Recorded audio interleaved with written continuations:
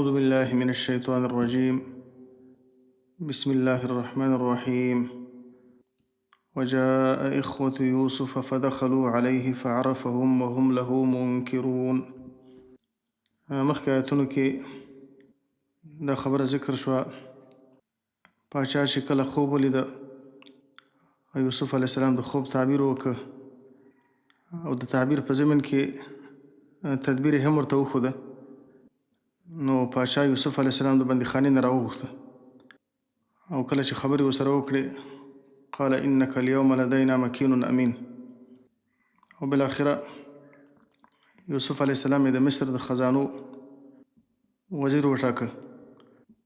نو مخکې د خوب مطابق 7 کلونه د فراخي کلونه دا راغله او په دې وخت کې دوی خپلې خزانې ډکې کړې د خوراکونو نه، د غلو او د مختلفو غذاګانو نه یې خپلې خزانې ډکې کړې. بیا وروسته 7 کلونه د قحطۍ راغله او په خلکو باندې قحطي راغله او د مصر د مختلفو طرفونو نه خلک مصر ته راتلل غلې دپاره. نو په دې زمن کې د یوسف علیه السلام وروڼه هم راغله، هغوی فلسطین کې اوسېدل او د فلسطین نه مصر ته راغله د خوراک دپاره. او په دې صورت کې دا خبره ذکر کېږي چې مصر ته د یوسف علیه السلام وروڼه 4 کرته راغلي دي او دا اول ځل ده چې الله یې ذکر کوي. ولما جاء اخوة یوسف، او دا د یوسف علیه السلام د قصې 8مه برخه ده چې د یوسف علیه السلام وروڼه په اول ځل باندې مصر ته راځي د غلې دپاره. وجاء اخوة یوسف، او راغله وروڼه د یوسف علیه السلام د خپل وطن نه مصر ته راغله. فدخلوا علیه، نو داخل شو په یوسف علیه السلام باندې، یعنی یوسف علیه السلام ته ورغلل. فعرفهم، نو یوسف علیه السلام هغوی وپېژندل. وهم له منکرون، او هغوی د یوسف علیه السلام دپاره نه اشنا ګڼونکي وو، یعنی هغوی ونه پېژانده. ځکه یوسف علیه السلام چې کله د هغو نه جدا کېده نو هغوی مشران وه او مشرانو کې ډېر تغییر نه راځي. او یوسف علیه السلام په هغه وخت کې ماشوم و او ماشومانو کې زیات بدلون راځي. او بله دا ده چې د هغو دا فکر و چې یوسف علیه السلام به اوس وفات شوی، د هغو دا تصور او فکر هم نه و چې یوسف علیه السلام به ژوندی. بیا چې په داسې حالت کې ولیده چې داسې د اقتدار په حالت کې، نو د هغه باره کې هغو دا تصور هم نه کوه چې دا د یوسف علیه السلام. ولما جهزهم بجهازهم، ولما جهزهم، او هر کله چې تیار کړه د هغو دپاره بجهازهم سامان د سفر د هغوی، یعنی کله چې هغوی ته غله برابره کړه. قال اتوني باخ لکم من ابیکم، نو وویل یوسف علیه السلام دې وروڼو ته ایتوني راولئ ما ته باخ لکم ستاسې هغه ورور من ابیکم چې هغه ستاسې د پلار نه ستاسې ورور دی، ستاسې علاتي ورور دی چې هغه بنیامین دی. نو دې نه معلومیږي چې مخکې دوی چې کله راغله نو یوسف علیه السلام د هغو نه پوښتنې وکړې چې تاسې د کومه ځای راغلي یاستئ؟ وایي د کنعان نه. او زموږ پلار یعقوب علیه السلام دی چې د الله تعالی پیغمبر دی. نو یوسف علیه السلام د هغو نه پوښتنه وکړه چې تاسې څو وروڼه یاستئ؟ وایي موږ 12 وروڼه وو او یو ورور په دشته کې لیوانو وخوړ او داسې وفات شو او هغه زموږ پلار ته ډېر زیات ګران و. وایي تاسې خو اوس 10 کسان یاستئ، 11 چېرته دی؟ وایي هغه هم پلار د خپل ځان سره ایثار کړی دی.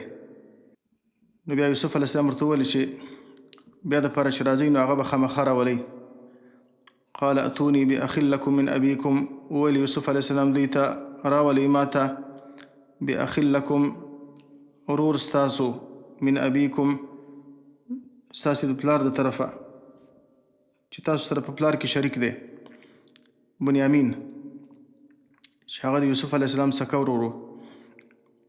الا ترون، هغوی دې کار ته تشویقوي چې تاسې بل کره ته خامخا هغه راولئ الا ترون آیا تاسې نه ګورئ انی اوفي الکیله چې یقینا زه اوفي الکیله پوره ورکوم پیمانه. کوم کسان چې زموږ مشتریان دي نو موږ هغو ته د هغو پیمانه او غله پوره ورکوو. وانا خیر المنزلین او زه بهترین د میلمستیا ورکوونکو نه یم.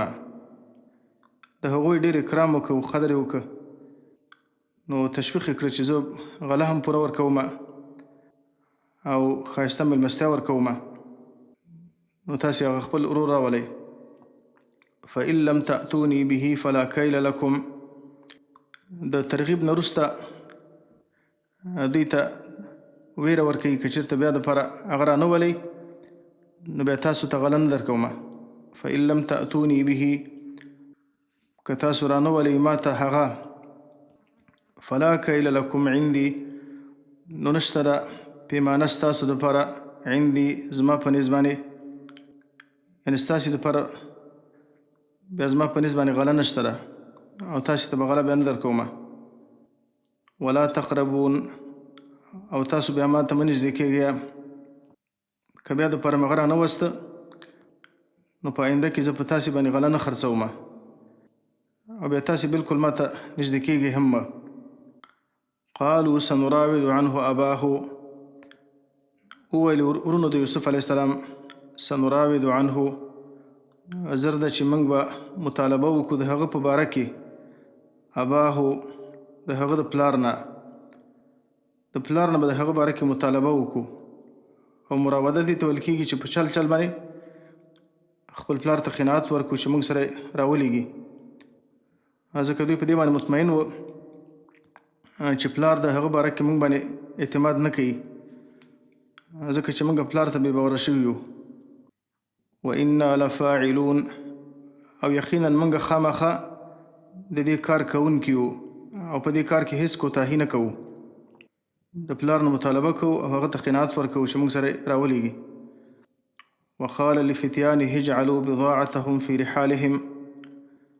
او وویل یوسف علیه السلام لفتيانه خپلو غلامانو ته او د خپلو کاریګرو ته یې وویلې اجعلوا بضاعتهم وګرځوئ تاسې بضاعتهم پانګه د هغوی فی رحالهم د دوی په بارونو کې.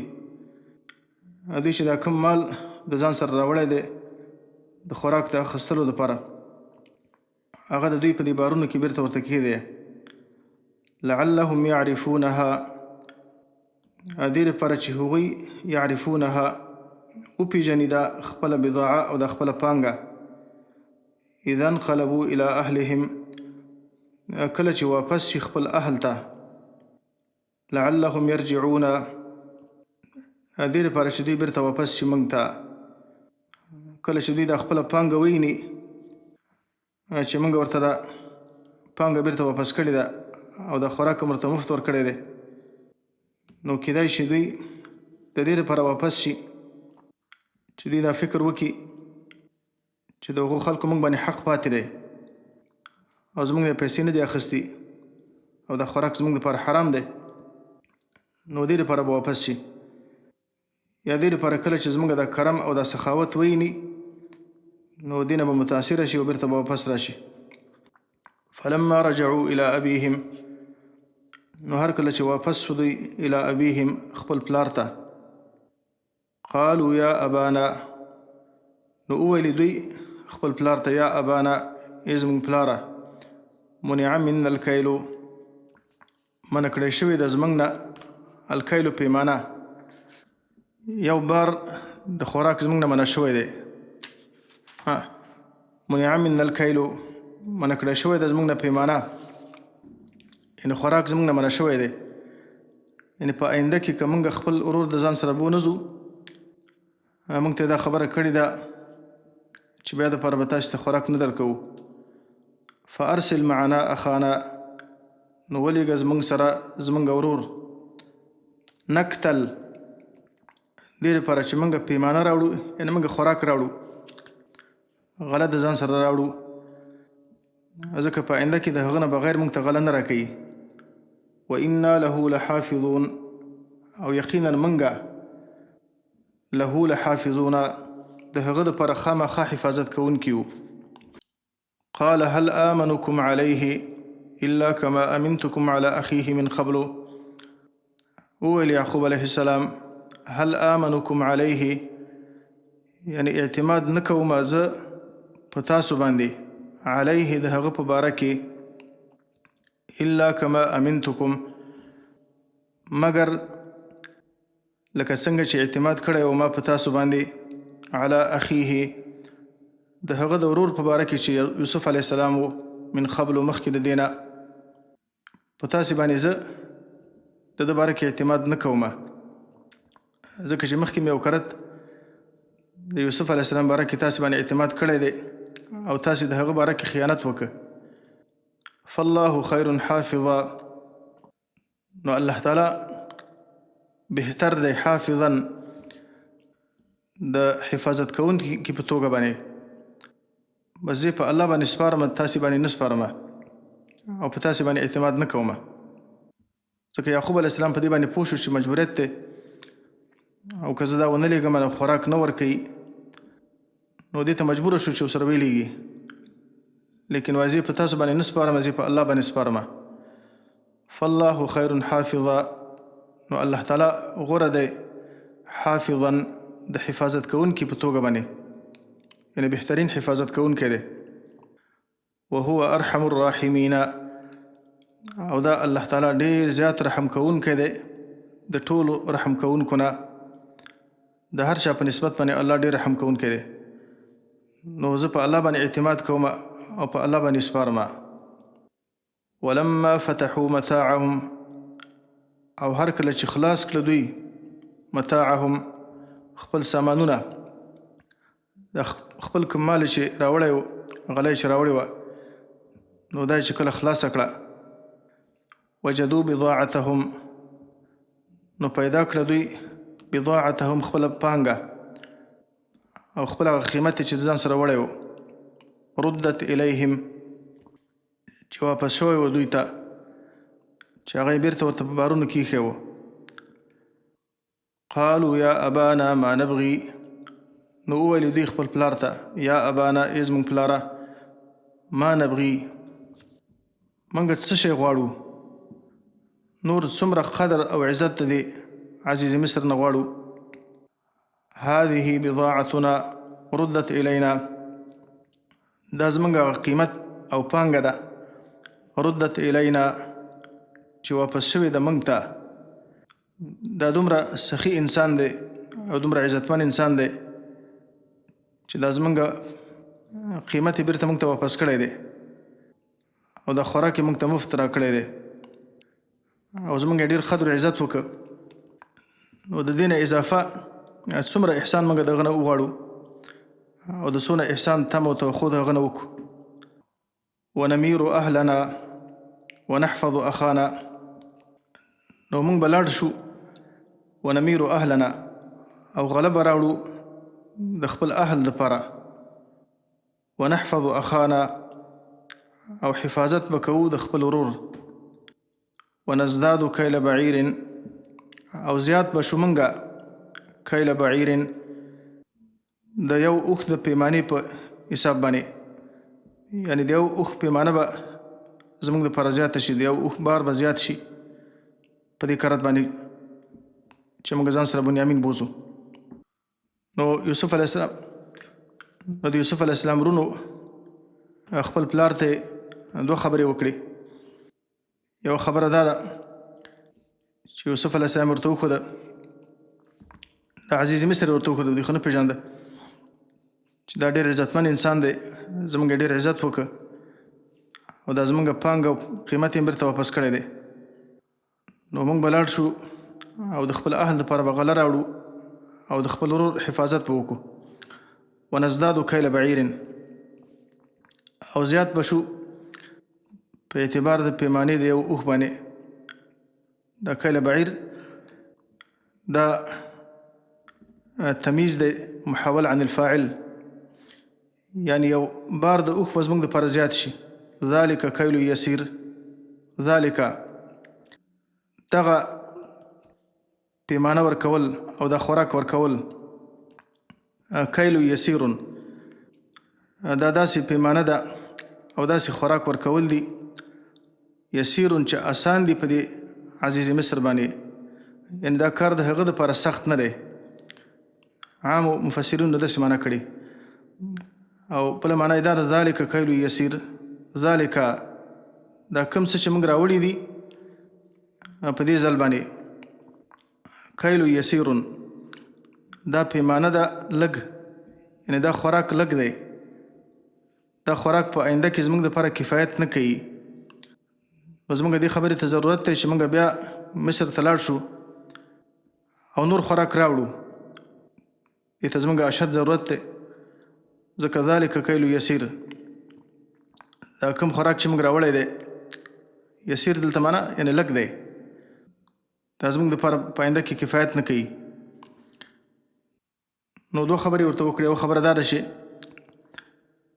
عزیز مصر سخاوت لري او عزتمن انسان دی دا قیمت یې موږ ته واپس کړی دی او بله دا ده چې زموږ ضرورت دی په آینده کې باید نور خوراک راوړو قال لن ارسله معکم وویل یعقوب علیه السلام لن ارسله معکم هیڅکله نه لیږم هغه معکم تاسو سره حتی تؤتوني موثقا تر دې پورې چې راکئ تاسې ماته موثقا مضبوطه وعده پوخ لوز من الله د الله تعالی په نوم باندې چې تاسې ماته په ښه وعده راکئ او د الله تعالی په نوم باندې قسم یاد کړئ تاسو لتأتونني به چې خامخا راولی به ماته هغه چې تاسې به بنیامین ماته خامخا راولی الا ان یحاط بکم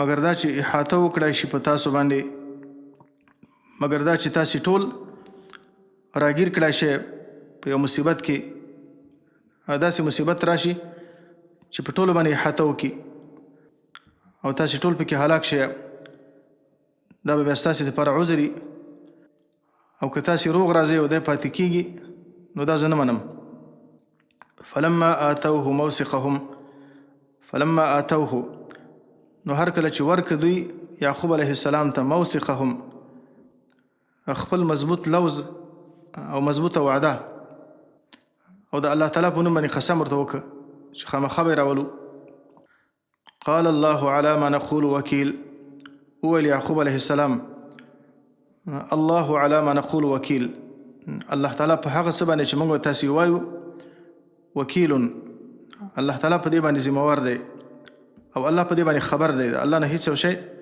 نه پټیږي نو که هر څوک په دې عهد کې خیانت کوي نو الله تعالی به هغه ته جزا ورکوي وقال یا بني لا تدخلوا من باب واحد یعقوب علیه السلام چې کله هغو ته اجازه وکړه نو هغو ته د داخلېدلو تدبیر ښیي طریقه ورته ښیي وقال یا بني او وویل یعقوب علیه السلام ای زما زامنو لا تدخلوا من باب واحد تاسو مه داخلیږئ مصر ته من باب واحد د یوې دروازې نه پخوا به د ښارونو دروازې به وي نو تاسې د یوې دروازې نه مه داخلیږئ وادخلوا من ابواب متفرقه او داخل شئ تاسو د دروازو مختلفو نه د یوې دروازې نه مه داخلیږئ دې لپاره که تاسو ته ضرر ورسیږي نو په یو وخت کې به ټولو ته ضرر نه رسیږي بعضې کسان به بچ پاتې شي یا دا چې یعقوب علیه السلام په هغو باندې د بد نظر نه ویرېده دې لپاره چې تاسې د نظره نه شئ ځکه د هغو شکلونه ښایسته وو نو دا چې تاسې خلک ویني کېدای چې تاسې باندې بد نظر ولګي او نظر حق دی حدیث کې راغلی چې العین حق نظر حق دی لو كان شيء يسبق القدر لسبقه العين که چېرته داسې یو شی وای چې په تقدیر باندې مخکې کېدلی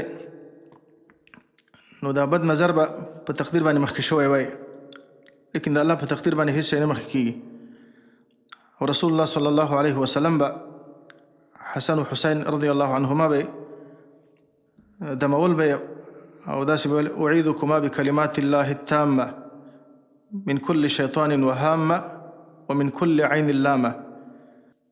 زه تاسې د الله تعالی په پناه کې راولم بکلمات الله التامه، د الله تعالی په هغه کلمو باندې چې هغه کاملې او پوره کلمې دي. من كل شیطان وهامه، د هر شیطان نه او د هر زهریله شیانو نه. ومن كل عین لامه، او د هر سترګې نه چې هغه ملامتونکې سترګه ده. د دې نه مراد یعنې د بد نظر نه. نو دې لپاره چې نظر نه شي، یعقوب علیه السلام هغو ته دا تدبیر وښوده چې تاسې د مختلفو دروازو نه داخل شئ. وما اغني عنكم من الله من شيء، وما اغني عنكم، او نشم دفع کولی زه ستاسو نه من الله، د الله تعالی د مصیبت نه چې الله تاسو ته کوم مصیبت رسوي. من شیء، هیڅ مصیبت. که تاسو ته الله تعالی کوم ضرر رسوي نو زه نشم دفع کولی ستاسو نه. او دا د توحید کلمه ده چې انبیا علیهم الصلاة والسلام د چا نه ضرر نشي دفع کولی. چې انبیا دا کار نشي کولی، بل څوک په طریقه اولا نشي کولی. ان الحکم الا لله، ان الحکم نه د اختیار د حکم الا لله مگر یوازې د الله تعالی دپاره. که هغه تکویني حکم دی که هغه تشریعي حکم دی، حکم یوازې د الله په اختیار کې دی. یعنې په دې کائناتو کې تصرف یوازې الله تعالی کوي. چاته نفع رسول، چاته نقصان رسول، دا یوازې د الله تعالی کار دی. په دې کائناتو کې چې هر څه واقع کېږي دا د الله په ارادې باندې واقع کېږي. چې الله د کوم کار اراده ونه کړي هغه کار نه کېږي. او تشریعي حکم دا معنی چې حلال و حرام دا یوازې د الله تعالی په اختیار کې دي. علیه توکلتو، یوازې په الله تعالی باندې ما توکل کړی دی. ما خپل ټولې چارې یوازې الله ته سپارلې دي. وعلیه فلیتوکل المتوکلون، او خاص په الله تعالی باندې توکل دی وکړي توکل کوونکي. نو یعقوب علیه السلام ورته تدبیر وښوده، لیکن د تدبیر په څنګ کې دا خبره هم ورته وکړه که چېرته الله تعالی د کوم ضرر اراده کړي نو په دې خپل تدبیر باندې موږ د الله تعالی د تقدیر نه ځان نشو بچ کولی. الحذر لا يرد القدر، د انسان د خپل احتیاط دا د الله تعالی تدبیر نشي دفع کولی. لیکن انسان په دې اسباب باندې مکلف دی. ولما دخلوا من حيث امرهم ابوهم، ولما دخلوا، او هر کله چې داخل شو دوی من حيث امرهم ابوهم، په هغه طریقه باندې امرهم ابوهم چې امر کړی و دوی ته د دوی پلار، یعنې د مختلفو دروازو نه داخل شو. ما كان يغني عنهم من الله من شيء، نو یعقوب علیه السلام یغني عنهم چې دفع کړي د هغوی نه من الله د الله تعالی د مصیبت نه من شیء، هیڅ مصیبت. یعقوب علیه السلام د هغوی نه په دې تدبیر باندې د الله تعالی مصیبت نشو دفع کولی. الا حاجة في نفس یعقوب قضاها، مگر دا یو ارمان و په زړه د یعقوب علیه السلام کې قضاها چې هغه یې ادا که. دا یو تدبیر و چې یعقوب علیه السلام هغو ته وښوده، ځکه انسانان په تدابیرو باندې مکلف دي. لیکن د انسان تدبیر د الله د تقدیر په مقابل کې هیڅ هم نشي کولی. وانه لذو علم لما علمناه، او یقینا یعقوب علیه السلام لذو علم خامخا خاوند د علم و لما علمناه، ځکه چې موږ هغه ته علم ورکړی و. هغه د الله تعالی پیغمبر و، او په دې علم کې دا خبره ده چې انسانان به د ظاهري اسبابو، انسانان به اسباب استعمالي او اعتماد به یوازې په الله تعالی باندې کوي. د اسبابو نه به استفاده کوو او اعتماد به په رب الاسباب باندې کوو. او دا عقیده به ساتو چې اسباب د الله تعالی د تقدیر په مقابل کې هیڅ هم نشي کولی. ولكن اکثر الناس لا يعلمون، لیکن اکثر د خلکو نه لا يعلمون په دې خبرو باندې نه پوهېږي. ولما دخلوا على يوسف آوى إليه أخاه. دا د یوسف علیه السلام د واقعي بله برخه ده چې د یوسف علیه السلام ورونه په دوم کرت باندې راځي یوسف علیه السلام ته، او په دې ځل باندې بنیامین هم د ځان سره راولي د یوسف علیه السلام څخه ورور. بیا الله تعالی یوسف علیه السلام ته تدبیر وښوده دې لپاره چې بنیامین د ځان سره ایثار کړي. ولما دخلوا على يوسف، او هر کله چې داخل شول ورونه د یوسف علیه السلام علی یوسف په یوسف علیه السلام باندې، یعنی کله چې هغه ته ورغلل، آوى الیه اخاه، آوى نو نږدې که یوسف علیه السلام الیه خپل ځان ته، اخاه خپل هغه سکه ورور چې بنیامین و هغه یې ځان ته رانږدې که. بعضې مفسرین وایي چې دا امر یې وکړه چې دوه کسان کېني د خوراک لپاره، نو بنیامین یوازې پاتې شو، نو هغه یې د ځان سره کېناوه. قال انی انا اخوک، یوسف علیه السلام هغه ته وویلې، ځان یې ورته معرفي که، انی انا اخوک، یقینا زه، انا اخوک زه ستا ورور یم، زه یوسف یم، او دا خبره یې ورته پټه وکړه. فلا تبتئس بما كانوا يعملون، فلا تبتئس نو مه غمجن کېږه او مه خفه کېږه، بما كانوا يعملون په هغه کارونو باندې چې د ورونو زموږ ستاسې په باره کې کول، هغو چې کوم ظلمونه کول نو دې باره کې پریشانه کېږه مه. فلما جهزهم بجهازهم، نو هر کله چې تیار یې که د هغوی دپاره، بجهازهم د هغوی سامان د سفر، یعنی هر کله چې د هغوی دا خوراکونه یې برابر کړه، خوراکونه ورته په بارونو کې واچول. جعل السقایة فی رحل اخیه، جعل السقایة نو واچوله او کېښودله، السقایة هغه جام، فی رحل اخیه په بار د ورور د یوسف علیه السلام کې.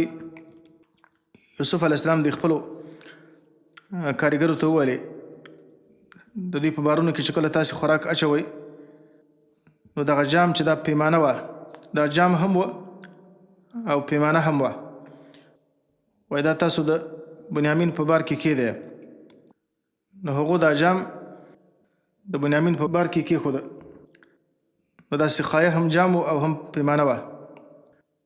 ثم اذن مؤذن، بیا آواز وکړي او آواز کوونکي، ایتها العیر، ای د قافلې والا، دوی ته آواز وکړه، انکم لسارقون، یقینا تاسو خامخا غله یاستئ، تاسو غلا کوونکي یاستئ. قالوا واقبلوا علیهم ماذا تفقدون، قالوا وویل ورونو د یوسف علیه السلام، واقبلوا علیهم او ورمخامخ شو د آواز کوونکو ته، ماذا تفقدون څه شی تاسو ورک کړي دي. قالوا نفقد صواع الملک، نو وویل دوی نفقد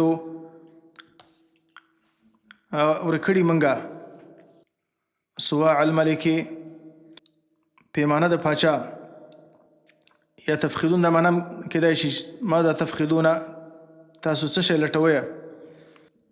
هغو ورته ویلې چې نفقد صواع الملک، لټوو منګه پیمانه د پاچا، چې دا هم پیمانه وه او هم جام وه.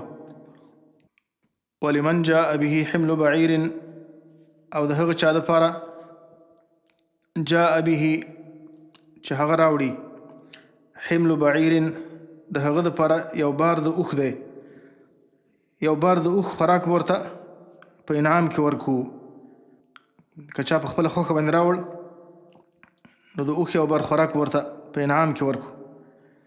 وانا به زعیم، او زه په دې کار باندې زعیم ضامن یم، زه د دې خبرې ضمانت کوم، که هر چا د تالاشي نه مخکې که دا راوړ په خپله خوښه یې راوړ نو د اوښ یو بار خوراک ورته په انعام کې ورکو. قالوا تالله لقد علمتم، قالوا اویل ورونو د یوسف علیه السلام، تالله قسم دی په الله تعالی باندې لقد علمتم یقینا تاسو پوهیږئ ما جئنا لنفسد فی الارض چې نه یو راغلي موږ لنفسد فی الارض دې لپاره چې فساد وکړو په ځمکه کې ځکه یو خو موږ د الله د پیغمبر اولاد یو او بل تاسې موږ سره احسان وکړه د احسان مقابل کې هېڅکله موږ داسې نه کوو وما كنا سارقین او نه یو موږ غلا کوونکي قالوا فما جزاؤه ان كنتم كاذبین قالوا اولې دې کسانو د یوسف علیه السلام ملګرو فما جزاؤه نو څه به یې جزا د دې غله ان كنتم كاذبین که چېرته یاستئ تاسې دروغجن که په تاسې باندې ثابته شوله چې چا غلا کړې په تاسو کې نو د غله جزا به څنګه وي قالوا جزاؤه من وجد في رحله فهو جزاؤه یعنې ستاسې په قانون کې او ستاسې په شریعت کې د هغه جزا څه شی ده قالوا اولې ورونو د یوسف علیه السلام جزاؤه جزا د هغه کس چې غلا یې کړي من وجد في رحله هغه څوک چې پیدا شي دا جام یا دا پیمانه د هغه په بار کې فهو جزاؤه نو په خپل هم دا کس د هغه جزا ده زموږ په شریعت کې دا چې څوک غلا وکړي نو خپله دا غلبه د هغه چا سره یو کال پاتې کېږي د هغه غلام به د چا نه چې غلا کړي دا د یعقوب علیه السلام په شریعت کې دا حکم و لکه زموږ ستاسې په شریعت کې د غله نه لاس پرې کېږي نو د هغو په شریعت کې دا خبره وه چې غل به د هغه چا سره چې د چا نه چې غلا کړي یو کال به د هغه سره د غلام په شکل پاتې کېږي کذلک نجزي الظالمین همدغسې جزا ورکوو موږ ظالمانو ته نور غلو ته موږ همداسې جزا ورکوو زموږ په شریعت کې دا حکم دی فبدأ بأوعیتهم نو شروع وکړه هغه چا چې تلاشي کوله هغه شروع وکړه بأوعیتهم په بارونو د ورونو د یوسف علیه السلام باندې د یوسف علیه السلام د ورونو د بارونو په تلاشي باندې شروع وکړه قبل وعاء اخیه مخکې د بار د ورور د هغه نه د یوسف علیه السلام نه یوسف علیه السلام شروع وکړه یعنې د یوسف علیه السلام په ملګرو کې چاته وویلې نو هغه اول د یوسف علیه السلام د ورونو بارونه تلاشي کړه بیا وروسته په آخر کې د بنیامین بار یې تلاشي کړه ثم استخرجها بیا راویستله دا پیمانه او دا جام من وعاء اخیه د بار د ورور د یوسف علیه السلام نه کذلک کدنا لیوسف اوس دلته سوال دی چې یوسف علیه السلام چې دا کار وکړه نو د ورور په پاتې کولو باندې خو پلار نور هم خفه کېږي بل په هغو باندې د غلو تهمت وکړه نو الله تعالی فرمایي چې دا طریقه ورته ما وښودله یوسف علیه السلام د الله تعالی پیغمبر و او دا طریقه ورته ما وښودله دا د الله په امر باندې دا کار کړی و کذلک ځکه الله تعالی غوښتل چې په یعقوب علیه السلام باندې نور هم ابتلا راولي کذلک همدغه رنګه الله فرمایي کدنا لیوسف تدبیر وښودو منګه یوسف علیه السلام ته یوسف علیه السلام ته مې طریقه وښودله د هغه د ورور د پاتې کولو دپاره ما کان لیأخذ اخاه نو یوسف علیه السلام لیأخذ اخاه چې نیولی وای ورور خپل او د ځان سره ایثار کړی وای فی دین الملک په قانون د پاچا کې الا ان یشاء الله مگر دا چې الله تعالی غوښتي وای د پاچا په قانون کې یوسف علیه السلام خپل ورور د ځان سره نشو ایثارولی ځکه د پاچا قانون دا و چې یو چا به غلا وکړه نو غل به وهل کېږي او د هغه نه به د چنده قیمت اخیستل کېږي نو د پاچا په قانون کې یوسف علیه السلام خپل ورور د ځان سره نشو پاتې کولی نو ځکه د هغو نه یې پوښتنه وکړه چې ستاسې په شریعت کې او ستاسې په قانون کې د غله جزا څه شی ده هغو ورته وویل چې د غله جزا دا ده چې غل به یو کال د هغه چا سره پاتې کېږي د چا نه چې غلا کړي. نرفع درجات من نشاء، الله فرمایي نرفع درجات پورته کوو موږ درجات د درجو په لحاظ باندې من نشاء هغه څوک چې موږ یې وغواړو. اصلي معنا یې داسې کېږي او عام طور خلک معنا کوي چې نرفع درجات پورته کوو موږ درجات درجې من نشاء د هغه چا چې وی غواړو. دا لفظي معنا نه ده. که داسې وای بیا نرفع درجات من نشاء، دلته درجاتین دا تمیز دی. پورته کوو موږ د درجو په لحاظ باندې من نشاء هغه څوک چې وی غواړو، او دا تمیز محول عن المفعول دی، یعنی درجې اوچتو چې علم ورته ورکول.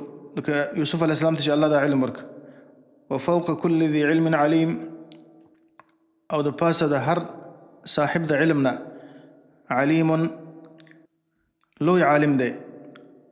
د هر عالم په سر باندې الله تعالی داسې څوک پیدا کړي چې د هغه نه په علم کې اوچت دي، تر دې پورې چې آخري علم مرده الى الله، چې د علم رجع الله تعالی ته کېږي. الله اعلم، الله د هر چا نه زیات عالم دی. په دې انسانانو کې په هر انسان باندې د هغه د پاسه د هغه نه زیات عالم شته، تر دې پورې چې د علم رجع الله ته وشي. قالوا ان يسرق فقد سرق اخ له من قبل، د یوسف علیه السلام رونو ته بیا موقع په لاس ورغله، خپل حسد بیا ښکاره کړ. قالوا وویل ورونو د یوسف علیه السلام ان یسرق که چېرته غلا کوي بنیامین، نو دا څه د تعجب خبره نه ده. فقد سرق اخ له من قبل، نو یقینا غلا کړې وه اخ له ورور د مقصد یوسف علیه السلام من قبل مخکې د دې نه. بس د غلا د دوی عادت دی، ځکه مخکې د ده ورور هم غلا کړې وه، یوسف علیه السلام یې وښوده. مفسرین وایي چې یوسف علیه السلام چې کله ماشوم و د خپل مور د طرفه چې کوم نیکه وه د هغه بوتې پټ کړی و او هغه یې مات کړی و، ایسته اچولی و، او په دې کې مقصد تغییر د منکر و. نو دا خو غلا نه وه، نو هغو د حسد د وجې نه دا خبره وکړه چې ګوره یوسف هم غلا کړې وه. فأسرها یوسف فی نفسه، فأسرها نو پټه وساتله دا خبره یوسف فی نفسه، یوسف علیه السلام په خپل زړه کې، ولم یبدها لهم او ښکاره یې نه کړه هغه لهم دوی ته، دا خپله خبره یې هغو ته ښکاره نه کړه. کومه خبره وه؟ دا خبره وه قال انتم شر مکانا، وویل یوسف علیه السلام دوی ته انتم شر مکانا، تاسو ډېر بد یاستئ، مکانا د مرتبې په لحاظ باندې تاسو ډېر بد خلک یاستئ. والله اعلم، او الله تعالی ډېر ښه پوهیږي بما تصفون، په هغه دروغو باندې چې تاسو بیانوئ. نو دا خبره یې هغو ته اظهار نه کړه. یوسف علیه السلام په خپل زړه کې دا خبره د ځان سره یې وکړه. قالوا یا ایها العزیز، وویل ورونو د یوسف علیه السلام یا ایها العزیز، ای عزیزه. عزیز دا د مصر د خزانې د وزیر مالیه لقب و. نو په دې وخت کې یوسف علیه السلام عزیز مصر و. یا ایها العزیز، ای عزیز د مصر، ان له ابا شیخا کبیرا، یقینا د هغه دپاره ابن پلار دی، شیخا چې هغه بوډا دی، کبیرا او د ډېر لوی عمر والا دی، او د سره ډېر زیات محبت دی، او د هغه فراق نشي تحمل کولی، او د هغه نه زړه نه صبرېږي. فخذ احدنا مکانه، نو ونیسه یو کس زمونږه مکانه د هغه په ځای باندې، په من کې یو کس ونیسه او د ځان سره ایثار کا. دې لپاره چې پلار د هغه په فراق باندې ذات متضرر کیږي. انا نراک من المحسنین، یقینا منګه وینو تعالی را من المحسنین د احسان کوونکو نه. ته د هر چا سره احسان کوې او خصوصا موږ سره دې هم ډېر احسان وکړه، نو دا خپل احسان موږ سره پوره کړه او دا ورور موږ سره پرېږده. قال معاذ الله، اول یوسف علیه السلام معاذ الله، پناه نیسم په الله تعالی سره، زه الله ته پناه وړم د دې خبرې نه ان نأخذ دا چې ونیسو موږه الا من وجدنا متاعنا عنده مگر هغه څوک دا چې موږ بل څوک ونیسو دا خو ظلم دی. الا من وجدنا متاعنا مگر هغه څوک چې موندلی د موږه متاعنا دا سامان خپل عنده د هغه په نسبت باندې دا زموږ دپاره جایز نه ده چې موږ د غله په ځای باندې بل څوک ونیسو. ګناه د یو کس کړي جزا د بل چاته ورکو. انا اذا لظالمون، یقینا موږ په دې وخت کې که موږ د مجرم په ځای باندې بل څوک ونیسو لظالمون خامخا موږ به ظلم کوونکي یو. فلما استیأسوا منه، نو کله چې ښه مایوسه شو هغوی منه د یوسف علیه السلام نه چې دوی موږ ته بنیامین بیرته نه راکوي او زموږ دا خبره نه مني. خلصو نجیه، خلصو نو یوازې شول دوی په خپل منځ کې یوازې شوه. نجیا مشوره کوونکي د یوسف علیه السلام نه جدا شول او په خپل منځ کې مشوره وکړه. خلصو یوازې شول دوی نجیا په داسې حال کې چې مشوره کوونکي وو، جرګه کوونکي وو په خپل مابین کې چې څه کول پکار دي. قال کبیرهم، وویلې مشر د دوی، څوک وایي د هغه نوم روبیل و، څوک وایي شمعون و. قال کبیرهم، وویلې مشر د دوی الم تعلموا، آیا تاسو نه پوهیږئ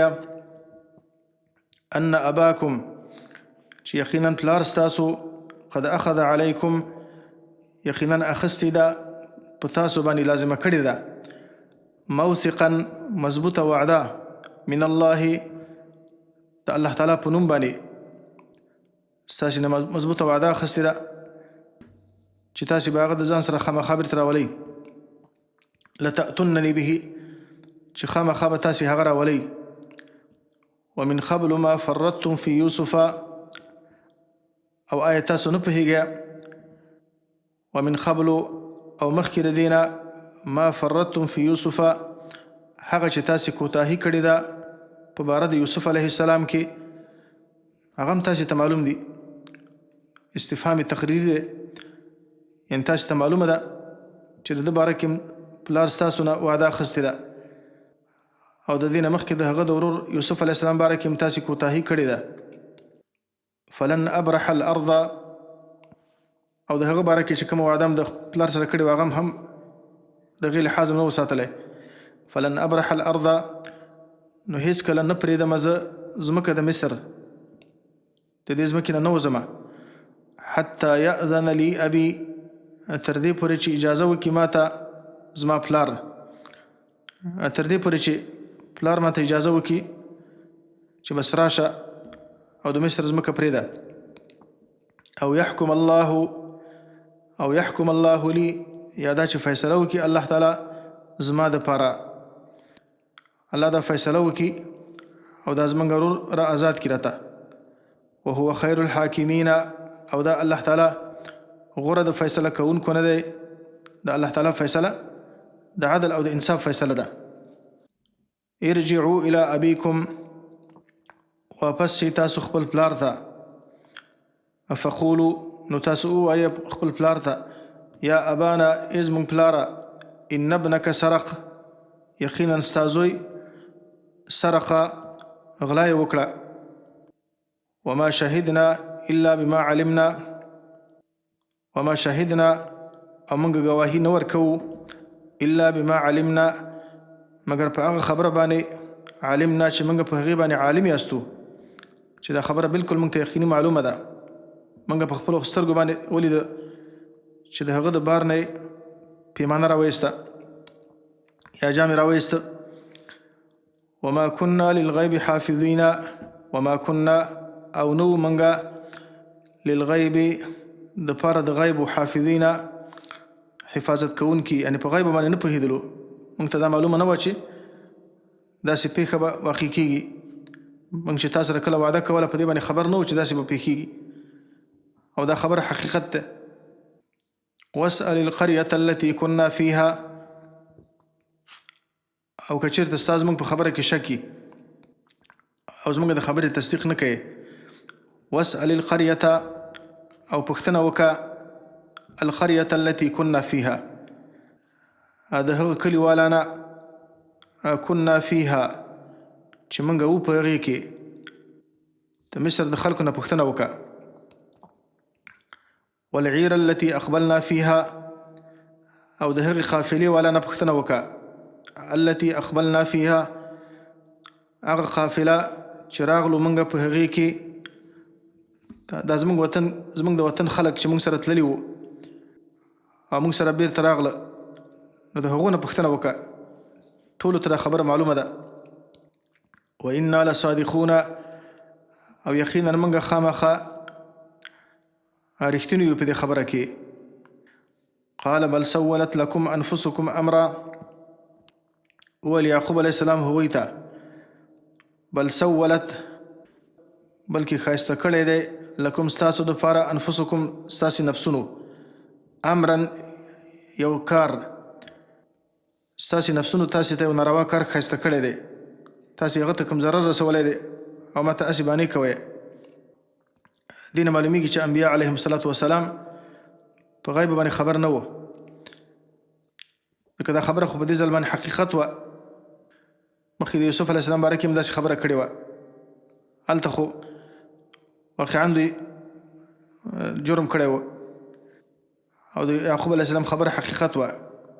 دلته یعقوب علیه السلام په هغو باندې داسې ګمان وکړو، حقیقت داسې نه و.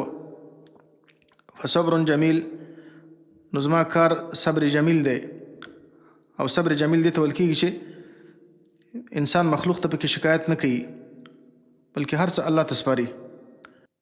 عسى الله ان یأتیني بهم جمیعا، عسى الله، امید دی چې الله تعالی ان یأتیني چې راولي ماته بهم جمیعا، هغوی جمیعا ټول.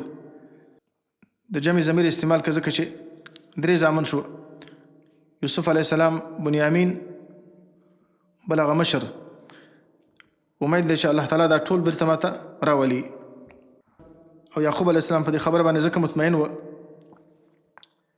یوسف علیه السلام خوب لیدلی و او هغه خوب به خامخا حقیقت ته راوته. نو د الله نه امید لرم چې الله به ټول ماته راولي. انه هو العلیم الحکیم، یقینا دا الله تعالی هو العلیم، الله تعالی په هر څه باندې عالم دی، الحکیم او د حکمتونو والا دی. وتولى عنهم، او مخې واړاوه د دوی نه، د دې وجې نه چې د دوی په دې خبرو باندې خفه شو، نو د هغو نه یې مخ واړاوه. وقال یا اسفا، او اولی یعقوب علیه السلام ای زما افسوسه، علی یوسف، په یوسف علیه السلام باندې، وبیضت عیناه، او سپینې وګرځېدلې سترګې د هغه، دا تورې سپین شو، من الحزن، د ډېر غم نه، وهو کظیم، په داسې حال کې چې هغه د غم نه ډک و، چې د هغه زړه د غم نه ډک و. د یوسف علیه السلام غم هم یاد شو، ځکه دا قانون دی چې الاسا یبعث الاسا، یو مصیبت بل مصیبت را ژوندی کوي. د بنیامین مصیبت ورته د یوسف علیه السلام مصیبت را یاد کړه او ډېرې وژړلې، تر دې پورې چې دا سترګې، چې د سترګو دا توروالی دا سپین شو. قالوا تالله تفتأ تذکر یوسف، قالوا اولي، ورونو د یوسف علیه السلام خپل پلار ته وویلې، تالله، قسم دی په الله تعالی باندې، تفتأ تذکر یوسف، همیشه یې ته، تذکر یوسف، چې یادوي یوسف لره، حتی تکون حردا، تر دې پورې چې شي ته حردن سخت مریض شي د ډېر مصیبت د وجې نه. داسې مریض شي چې قریب مرګ ته ورسیږي. او تکون من الهالکین یا شي د هلاکو شوونه یا مړ شي بیخي د ډېر زیات غم د وجې نه. چې دومره زیات مه پریشانه کېږه چې د ډېر پریشانۍ د وجې نه مړ نه شي. قال انما اشکو بثي وحزني الى الله. قال اول یعقوب علیه السلام انما اشکو بثي یقینا زه اشکو ښکاره کومه بثي وحزني خپل لوی غم وحزني او وړوکی غم الى الله الله تعالی ته خپل ټول مصیبتونه او خپل ټول غمونه الله ته ښکاره کومه. بس لوی غم ته ویل کېږي چې انسان یې پټولی نشي او حزن عام دی. بس هغه غم و چې په فراق د یوسف علیه السلام باندې و او حزن دا چې بنیامین هم ځینې جدا شو. نو زه دا خپل ټول غمونه الله ته ښکاره کومه او مخلوق ته په دې کې شکایت نه کومه. واعلم من الله او زه پوهېږم د الله تعالی د طرف نه ما لا تعلمون په هغه څه باندې چې تاسو نه پوهېږئ. ما ته دا علم شته چې الله تعالی د هر مصیبت نه وروسته د هرې سختۍ نه وروسته په بنده باندې اساني راولي او انسان همیشه لپاره په مصیبتونو کې نه پرېږدي. او بل دا چې د یوسف علیه السلام خوبونه دا ورته معلوم و او دغه نه معلومیږي چې یوسف علیه السلام ژوندی دی او خامخا به بیرته واپس راځي ماته. یا بني اذهبوا فتحسسوا من یوسف واخیه. یا بني از ما زامنو اذهبوا لاړ شي تاسو د مصر ځمکې ته لاړ شئ. فتحسسوا من یوسف واخیه. فتحسسوا نو تاسې پوره تلاش وکئ. تحسسوا معنا یعنې خپل ټول حواس په کار واچوئ او تاسې پوره تلاش وکئ من یوسف واخیه د یوسف علیه السلام او د هغه د ورور. ولا تیأسوا من روح الله او تاسو مه مایوسه کېږئ من روح الله د الله تعالی د رحمتنا. انه لا یأس من روح الله یقینا خبره دا ده لا یأس من روح الله نه مایوسه کېږي د الله د رحمتنا الا القوم الکافرون مگر قوم کافران. مؤمن په هیڅ وخت کې باید د الله د رحمت نه مایوسه نشي که هر څونه پریشانی پر راشي. فلما دخلوا علیه نو دا اوس په دریم کرت باندې د یوسف علیه السلام د ورونو مصر ته تللو ذکر دی. فلما دخلوا علیه نو هر کله چې داخل شول ورونه د یوسف علیه السلام په یوسف علیه السلام باندې په دریم کرت باندې قالوا وویل ورونو د یوسف علیه السلام یا ایها العزیز ای عزیز مصر. دا خپله پریشانی ورته بیان کړه. مسنا و اهلنا رسیدلی دی موږ ته او زموږ اهل ته زموږ کورنۍ ته الضر مصیبت ټوله کورنۍ زموږ پریشانه ده. یو خو دا دی چې د بنیامین په فراق کې پریشانه دي. بل دا دی چې اقتصادي حالت هم خراب دی لوږه ده او فقر دی. وجئنا ببضاعة مزجاة وجئنا او راوړې د منګه ببضاعة مزجاة داسې پانګه او قیمت مزجاة چې هغه کوټه دی یعنې داسې پیسې دي چې خلک عام تاجران نه قبلوي. که پخوا دا د سرو زرو د سپینو زرو پیسې به وي نو کله چې به دا خالص نه و په دې کې به نور شیان ګډ و نو هغه ته به بضاعة مزجات ویلې. یا دا چې لږ پیسې دي دا پیسې و قیمت کم دی او زموږ ضرورت زیات دی. فاوفي لنا الکیل نو پوره راکه موږ ته الکیل پیمانه. اگر چې پیسې کمې دي خو موږ ته زموږ غله پوره راکه. وتصدق علینا او صدقه وکړه په موږ باندې یعنې زموږ د قیمت نه اضافه یو څه موږ ته راکه. ان الله یجزي المتصدقین یقینا الله تعالی جزا ورکوي بدله ورکوي صدقه ورکوونکو ته. قال هل علمتم ما فعلتم بيوسف واخيه. اول یوسف علیه السلام دوی ته هل علمتم آیا تاسو پوهه یاستئ ما فعلتم بيوسف په هغه څه باندې چې وکړه تاسو په یوسف باندې و اخیه او دغه په ورور باندې اذ انتم جاهلون کله چې تاسې جاهلان ویا تاسې چې د یوسف سره او د هغه د ورور سره کوم ظلمونه کړي دي آیا تاسې ته هغه معلوم دي تاسو ته هغه یادېږي اذ انتم جاهلون کله چې تاسې جاهلان ویا قالوا أئنك لأنت يوسف وویل دوی أئنك لأنت يوسف آیات لأنت يوسف ته یوسف ځکه چې په دې خبرو باندې خو بل څوک خبر نه و نو ځکه دا خبره وکړه قال أنا يوسف وهذا أخي وویل یوسف علیه السلام زه یوسف یم وهذا أخي او دا زما ورور دی زه هم هغه مظلوم یوسف یم چې تاسې را باندې ظلمونه وکړه او تاسې زما د قتلولو کوشش وکړه لیکن الله تعالی چې چاته عزت ورکوي نو څوک د چا نه عزت نشي اخیستلی اللهم لا مانع لما اعطیت یا الله تعالی نشته هیڅوک منع کوونکی د هغه څه چې ته ورکوې چې د چا دپاره الله تعالی عزت لیکلی که ټوله دنیا را جمع شي او د هغه د ذلیله کولو کوشش وکړي نو هغه ذلیله کولی نه شي انا یوسف زه یوسف یم وهذا اخي او دا زما ورور دی قد من الله علينا یقینا احسان وکړه الله تعالی په موږ باندې انه من يتقي ويصبر یقینا شان د خبرې دا دی من يتقي هغه څوک چې ویریږي د الله تعالی نه ويصبر او صبر وکړي فإن الله لا يضيع أجر المحسنين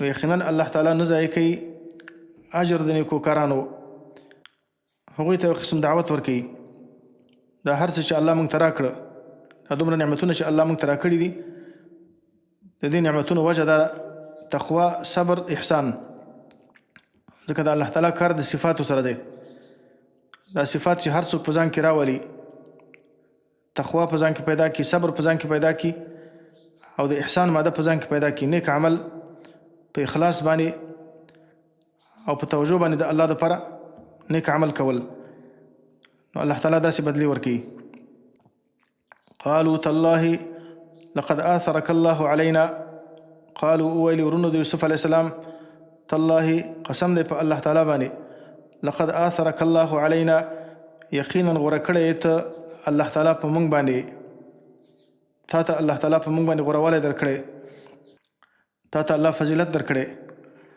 وإن كنا لخاطئين او یقینا ومنګه لخاطئين خامخه خطاکاران منګه ستا په حق کې ډېر زیاتی کړی قال لا تثريب عليكم اليوم وویل یوسف علیه السلام دوی ته لا تثریب نشته ملامتي او پیغور زما د خوا نه په تاسو باندې اليوم نن ورځ زه تاسې باندې هیڅ ملامتي نه وایم یغفر الله لكم بخنه دی وکي الله تعالی تاسو ته وهو ارحم الراحمین او هم دا الله تعالی ډیر زیات رحم کوونکی د ټولو رحم کوونکو نه دی نو د خپلو اخلاقو عالیه و اظهار یې وکړه او همدقسې د پیغمبرانو اخلاق دي که یو څوک ورسره هر څومره ظلم وکړي نو د ظلم مقابل کې د هغو موقف دغسې لکه رسول الله صلی الله علیه وسلم چې کله مکه فتح کړه د مکې خلکو څومره ظلم ورسره کړی و نو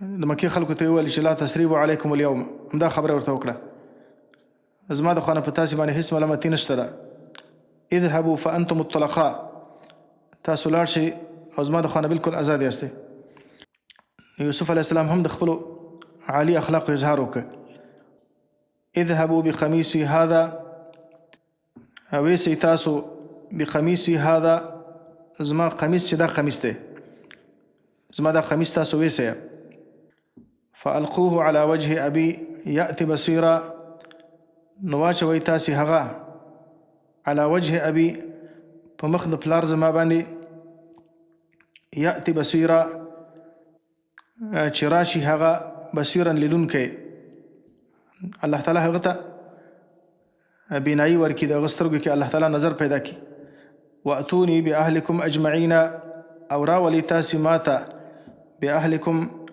ستاسې ټول اهل باهلکم ستاسو اهل اجمعین ټول دا د یوسف علیه السلام قمیص دی کې ډېر کمالات و. همدا کمیس و چې کله چې یوسف علیه السلام یې څا ته واچاوه نو د هغه جامې راوړې وې او په وینو باندې رنګ کړې وې. د هغه نه یعقوب علیه السلام معلومه کړه چې دوی دروغ وایي. او همدغه قمیص د عزیز مصر په کور کې چې کله زلیخا د عزیز مصر ښځې په یوسف علیه السلام باندې تهمت وویلې نو همدا قمیص د هغه دپاره شاهدي ورکړه چې دا بې ګناه دی. او همدا قمیص چې کله پلار ته راولېږه د پلار سترګې الله تعالی په دې باندې بنا کړې. او دا د پیغمبرانو علیهم الصلاة والسلام معجزات دي. ولما فصلت العیر او هر کله چې جدا شوله قافله د دې ورونو قافله د مصر نه جدا شوله او کنعان ته نږدې شوله قال ابوهم نو وویلې پلار د دوی یعقوب علیه السلام انی لا اجد ریح یوسف یقینا زه احساسومه ریح یوسف خوشبویي د یوسف علیه السلام د یوسف علیه السلام بوی احساسومه لولا ان تفندون که چېرته تاسو ما ته د کمقلۍ نسبت ونه کوئ. تفندون دې ته ویل کېږي چې کله انسان عمر زیات شي بیا د انسان عقل صحیح کار نه کوي دې ته خرف وایي په عربي کې.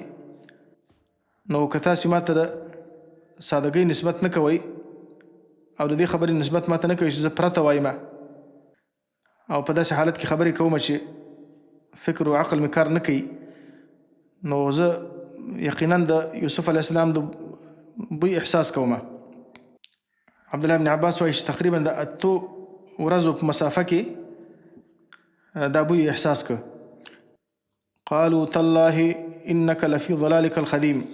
قالوا اولی دی حاضرو کسانو چې کوم کسان الته موجود و تالله قسم دی په الله تعالی باندې انك لفي ضلالك القديم یقینا ته لفي ضلالك القديم خامخا په هغه خپل زاړه محبت کې.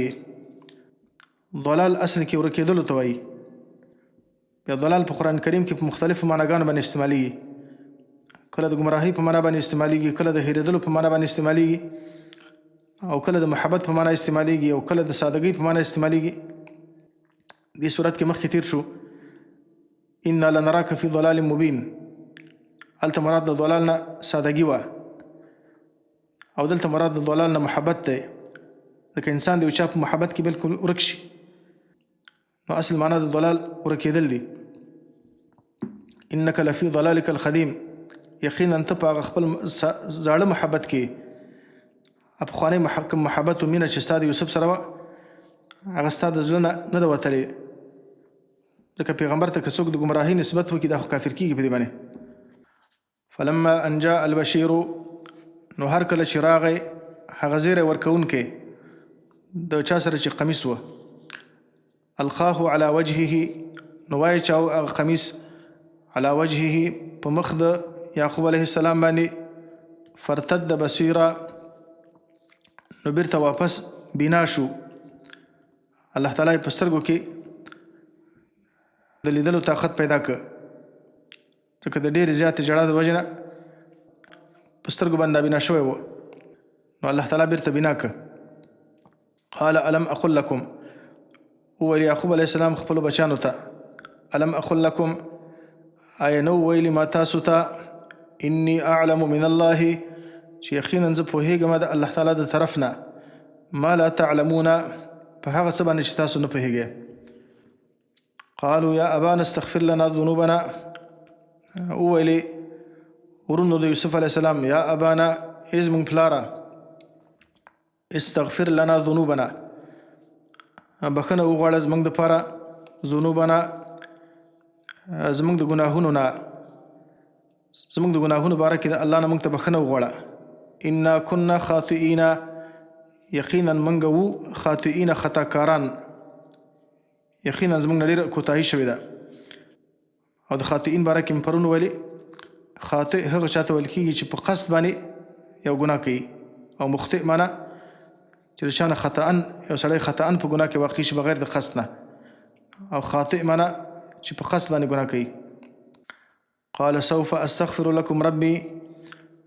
اول یعقوب علیه السلام د خپل بچانو ته سوف استغفر لكم، زر ده چې بخښنه به وغواړم ستاسو دپاره ربي د خپل رب نه، انه هو الغفور الرحیم، یقینا دا زما رب هو الغفور هغه ډیر زیات بخښونکی دی، الرحیم ډیر مهربان دی.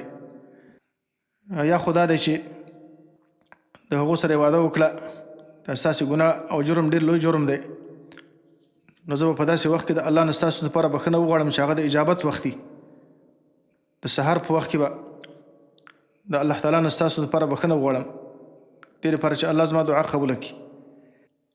یا بعض علما ویلي دي دې لپاره چې زه د یوسف علیه السلام نه ستاسو باره کې مشوره وغواړم، ځکه مظلوم په دې باره کې یوسف علیه السلام دی، تر څو پورې چې هغه تاسو ته بخښنه ونه کړي، نو که زه ستاسو دپاره هر څومره بخښنه وغواړم الله تاسو ته بخښنه نه کوي.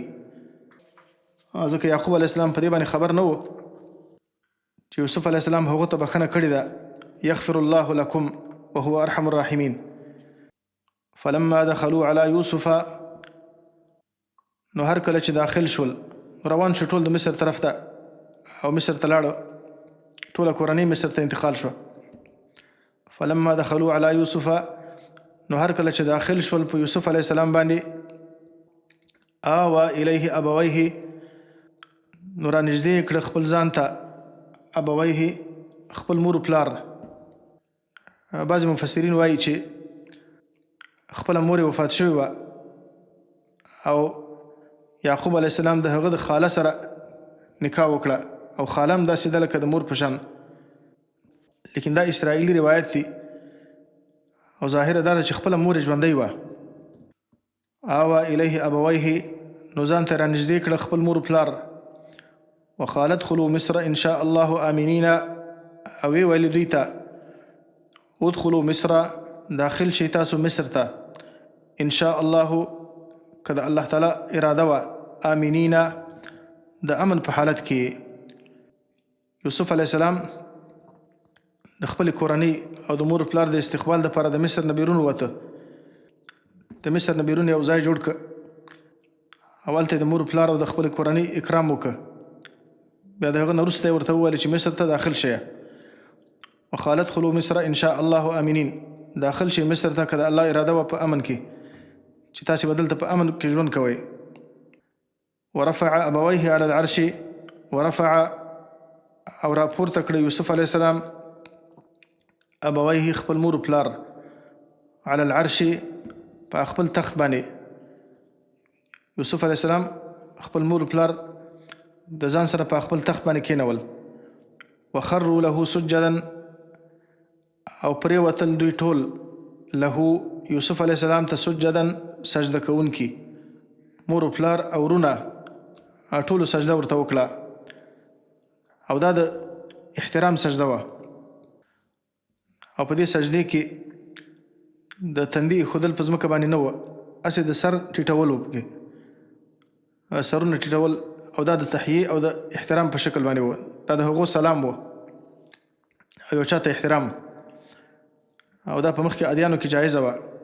یو د عبادت سجده ده، د عبادت سجده د الله تعالی نه بغیر بل چاته په هر دین کې دا کفر او شرک و، او دغه د احترام سجده په مخکې ادیانو کې جایزه وه، او زموږ ستاسې په دین کې دا هم حرامه شوې ده، ځکه د محمد رسول الله صلی الله علیه وسلم دین د آخري دین دی. نو په دې کې الله تعالی شرک هم منع کړی دی، او هغه شیان چې هغه د شرک لپاره سبب جوړیږي هغه لارې هم الله تعالی بندې کړي دي. د دې وجه نه حدیث کې راغلی دي، د انس بن مالک روایت دی، یو چا د رسول الله صلی الله علیه وسلم نه پوښتنه وکړه، یو کس چې د خپل مسلمان ورور سره مخامخ کیږي، اینحني له، آیا سر به هغه ته کته کوي؟ نو د الله پیغمبر ویل چې نه، سر به نه کته کوي. نو زموږ په دین کې دغه د احترام سجده هم جایزه نه ده. وقال یا ابتي، او اویلی یوسف علیه السلام، یا ابتي ازما پلارا، هذا تأویل رؤیایا، دا تأویل د خوب زما دی، دا زما د خوب تعبیر دی. قد جعلها ربي حقا، یقینا وګرځاوه هغه لره ربي زما رب حقا رښتیا او یقیني. دا زما د مخکینی خوب تعبیر دی چې ما خوب لیدلی و چې 11 ستوري او لمر او سپوږمۍ ما ته سجده کوي. نو 11 ستوري د هغه ورونه شوه او لمر سپوږمۍ د هغه مور پلار. وقد احسن بي او یقینا احسان وکړ زما رب په ما باندې اذ اخرجني من السجن کله چې راویستم زه الله تعالی من السجن د بندیخانې نه. دومره مصیبتونه په ما باندې راغله، د دې ټولو مصیبتونو نه الله تعالی زه راویستم او دومره عزت الله موږ ته راکړه. وجاء بكم من البدو او راوستلی تاسې زما رب من البدو د دشتې نه د بادیې نه چې هغه د کنعان ځمکه وه. دوی په کنعان کې اوسېده، کنعان یوه دشته وه. وجاء بكم من البدو او راوستلی تاسې زما رب من البدو د دشتې نه د بادیې نه من بعد ان نزغ الشیطان بیني وبین اخوتي وروسته د دې نه ان نزغ الشیطان چې فساد واچاو شیطان بیني وبین اخوتي په مابین زما او په مابین د ورونو زما کې چې زما او زما د ورونو په منځ کې وسوسې واچولې. ان ربي لطیف لما یشاء نو هغوی ملامت نه کړه، د دې کارونو نسبت شیطان ته وکړه ځکه شیطان په دې خوشحالیږي. ان ربي لطیف لما یشاء یقینا زما رب لطیف یو معنا ده ډېر زیات مهربانه دی او بل معنا د لطیف ده چې زما رب باریک بینه دی.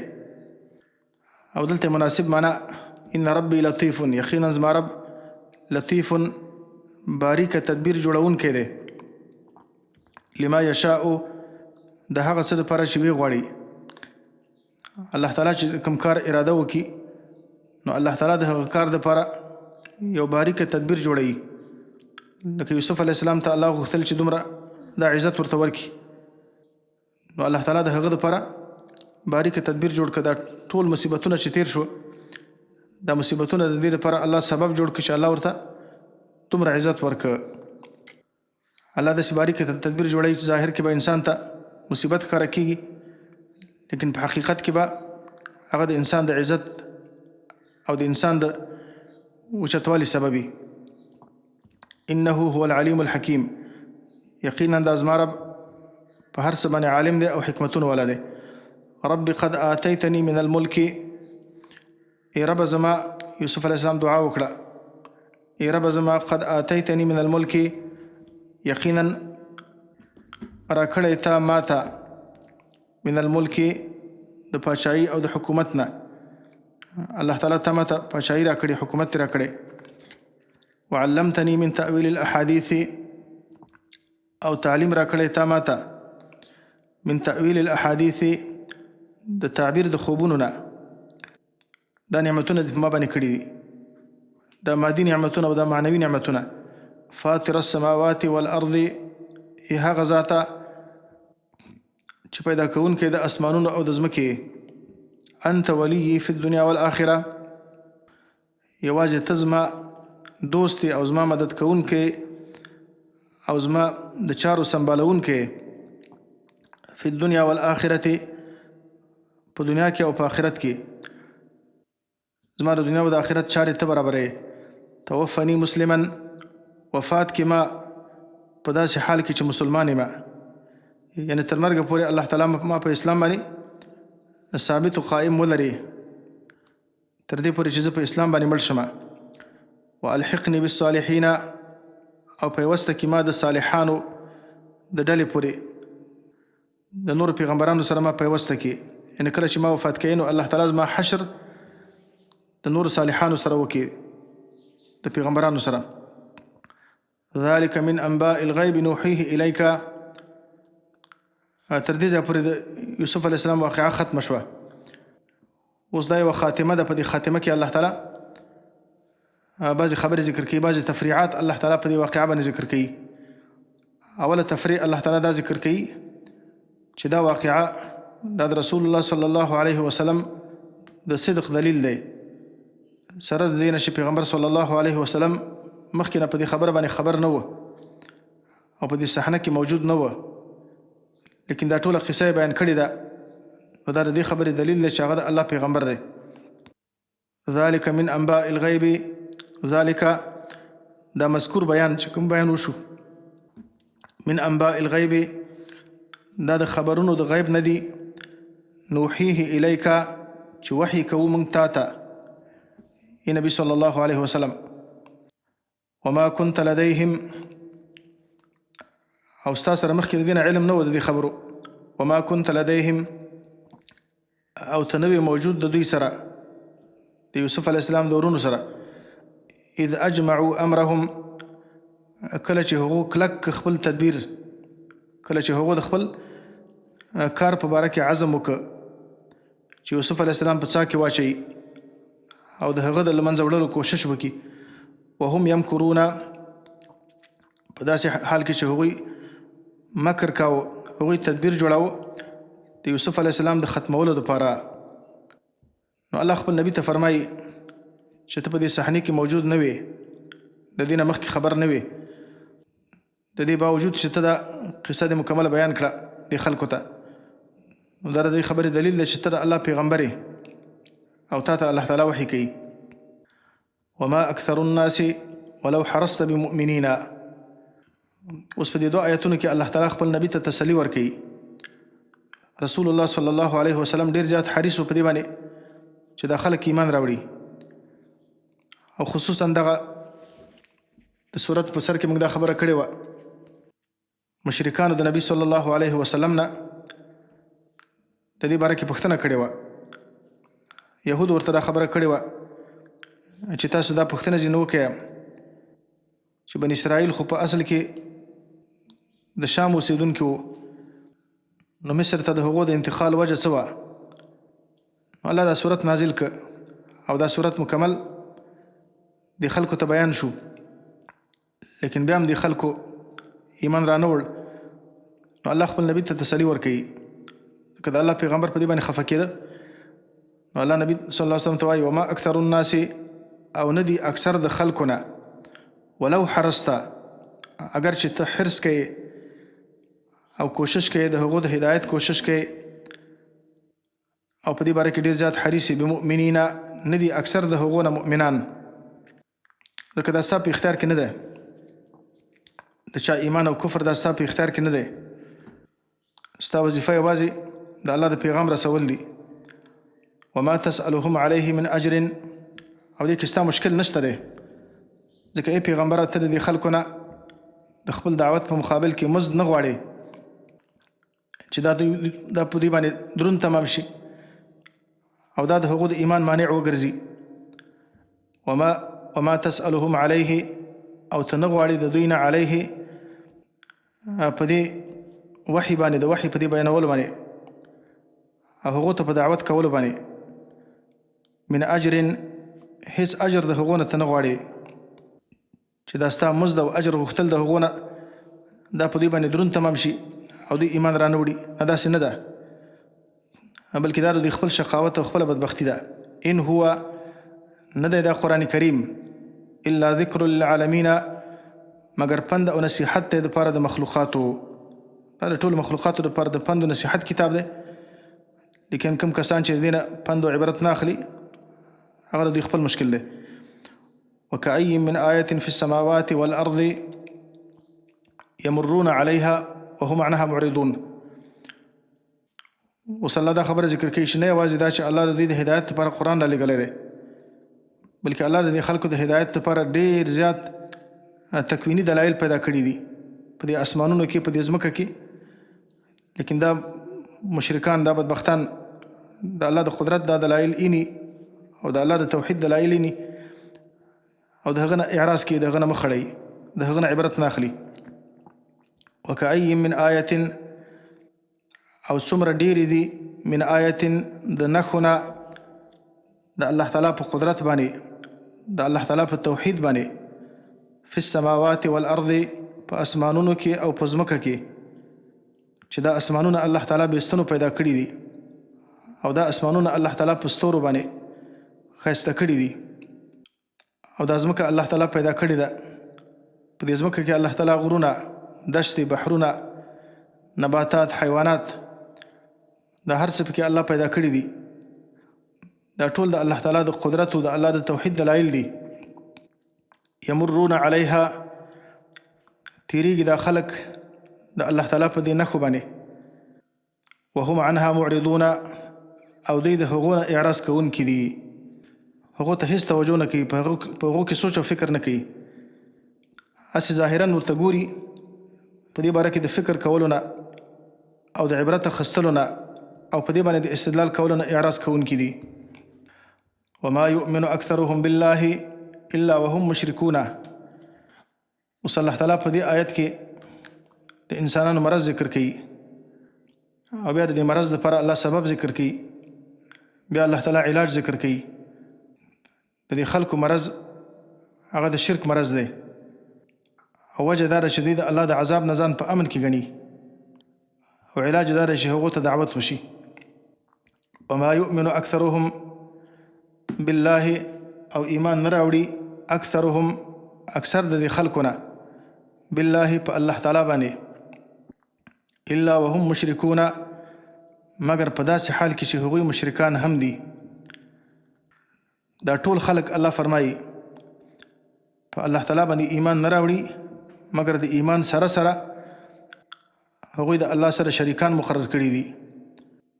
لکه دا ټول مشرکان د هغو د عقیده و چې الله خالق دی، الله رازق دی، مرګ او ژوند د الله په اختیار کې دي، لیکن د دې باوجود د الله سره د خلکو شریکان مقرر کړي دي او د خپلو شریکانو باره کې دا عقیده ساتي ما نعبدهم الا ليقربونا الى الله زلفا، چې موږ د دوی عبادت نه کوو مګر دې لپاره چې موږ الله تعالی ته نږدې کړي، او دا زموږ د الله په منځ کې واسطې دي او زموږ شفعا دي.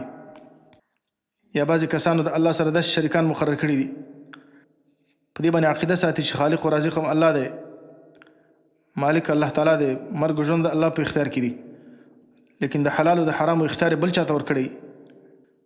لکه د یهودو د نصاراو شرک دا اتخذوا احبارهم ورهبانهم اربابا من دون الله، خپل علما او خپل پیران د الله نه بغیر ځان دپاره خدایان ګرځولي دي، د حلال او د حرامو اختیار یې هغو ته ورکړی. یا بعضې کسان بلکې اکثر کسان داسې دي چې د ایمان دعوې کوي، بیا د مړو باره کې د الله تعالی د کمزورو مخلوقاتو باره کې دا عقیده ساتي، چاته دا اختیار ورکړی دی چې دا اولاد ورکوي، د چا باره کې دا عقیده ساتي چې دا سترګې جوړوي، د چا باره کې دا عقیده ساتي چې دا میالي بابا د لیونیان جوړوي، وایي دا د بادو زیارت دی او دا د تبې ذمهوار دی. یو طرف ته د ایمان دعوې کوي، الله فرمایي وما يؤمن اکثرهم بالله، اکثرهم ایمان نه راوړي اکثر د دوی نه په الله تعالی باندې مګر د ایمان سره شرک هم کوي. تفسیر روح المعانی لیکلی دي وایي داسې قسم خلک اکثر من الدود د چنجانو نه هم زیات دي، داسې خلک چې د ایمان دعوې هم کوي او د ایمان په څنګ کې شرک هم کوي. یو کس به د ایمان دعوې به کوي، په لاس کې به یې تار تړلی، په غاړه کې به یې تاري، وایي دا څه دپاره؟ دا دې لپاره چې د نظره نه شمه، یا بعضې اوازونه په ما باندې بد لګي، په پښه کې به یې تار تړلی، وایي دې لپاره چې اوازونه را باندې بد لګي. حتی داسې کسان مې لیدلي چې د چرګې ګندګي په تار کې تړلي، په یو ټوټه کې تړلي، د دې خپلې پښې پورې تړلي، وایي دا دې لپاره چې اوازونه را باندې بد لګېږي. نو دا څه کولی شي؟ نو الله فرمایي ډېر خلک داسې دي چې یو طرف ته د ایمان دعوې کوي خو د ایمان سره شرک هم کوي. افامنوا ان تأتيهم غاشیة من عذاب الله، دا خو د دې خلکو مرض و چې الله ذکر کړه. اوس د دې مرض دپاره الله تعالی سبب ذکر کوي چې دا خلک د الله تعالی د عذاب نه ځان په امن کې ګڼي. که دا خلک د الله د عذاب وویریږي هېڅکله به داسې ونه کړي. افامنوا، آیا دا خلک په امن کې دي او ځان په امن کې احساسوي د دې خبرې نه ان تأتيهم غاشیة، دا چې راشي دوی ته غاشیة راګیرونکی من عذاب الله، د الله تعالی د عذاب نه، چې داسې عذاب ورباندې الله راولي چې دا عذاب ټول راګیر کړي او هېڅوک د هغه نه خلاص نشي. او تأتيهم الساعة، یا دا چې راشي دوی ته قیامت بغتة ناڅاپه وهم لا یشعرون په داسې حال کې چې هغوی د قیامت پر راتلو باندې نه پوهېږي. آیا دا خلک د الله د عذاب نه په امن کې ځان احساسوي؟ داسې عذاب چې ټول هلاک کړي، یا دا چې قیامت ورته ناڅاپه راشي؟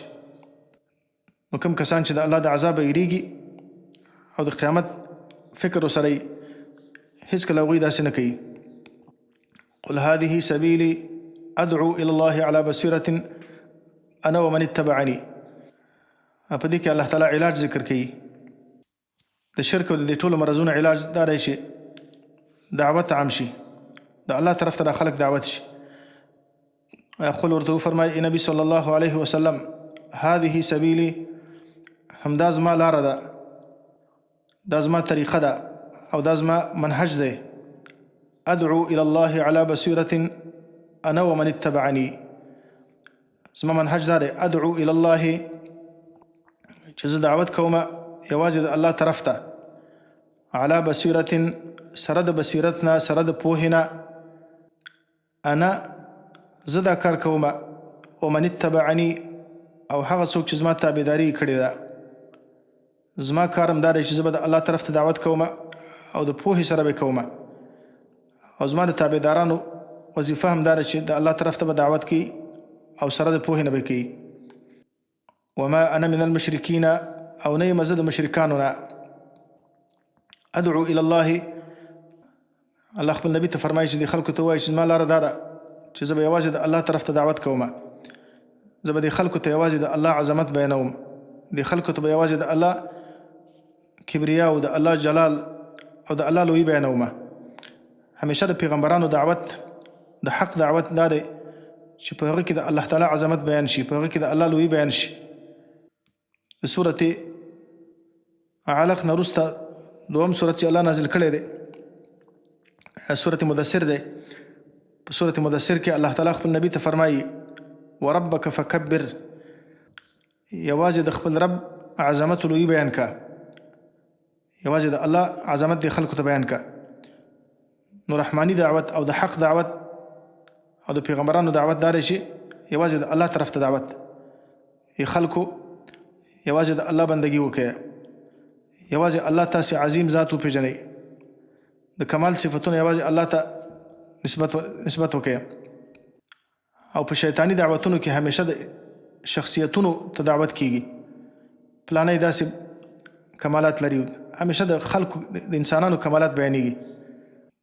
په شیطانی دعوتونو کې همیشه د انسانانو کمالات بیانېږي چې پلانې دومره عظمت لوی والا دی او د الله عظمت پکې نه بیانېږي.